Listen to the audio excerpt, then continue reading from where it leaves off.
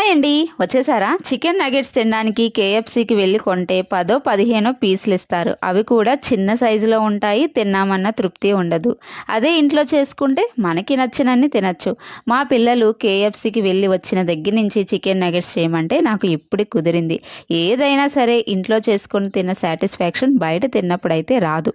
ఏది చేసుకుందామన్నా ఓపిక, దాని మీద ఇంట్రెస్ట్ కనుక ఉంటే ఎటువంటి వంటనైనా సులువుగా చేసేయచ్చు అన్నది నా ఉద్దేశం. మరి మీరేమంటారు?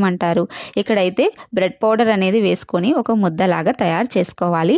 తర్వాత నగెట్స్ కింద రెడీ చేసుకోవాలి. అయితే ఇక్కడ నేను మీడియం సైజులో రెడీ చేసుకుంటున్నాను. మరీ పలుచగా కాకుండా కాస్త మందంగా రెడీ చేసుకోవాలి. ఇప్పుడు వీటికి కోటింగ్ కోసం మైదా పిండి, మిరియాల పొడి, ఉప్పు వేసుకొని కలుపుకొని పక్కన పెట్టుకోవాలి. 2 గుడ్లను కూడా బీట్ చేసుకొని రెడీగా పెట్టుకోవాలి. బ్రెడ్ పౌడర్ని కూడా రెడీ చేసుకోవాలి.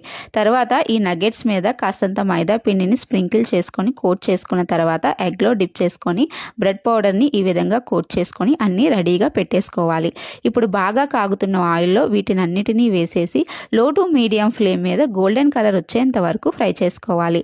ఇవి వేగడానికి సుమారుగా ఒక 8 నిమిషాల టైం అయితే పడుతుంది. అంతేనండి, చాలా సింపుల్గా మన నగెట్స్ అయితే రెడీ చేసేసుకోవచ్చు.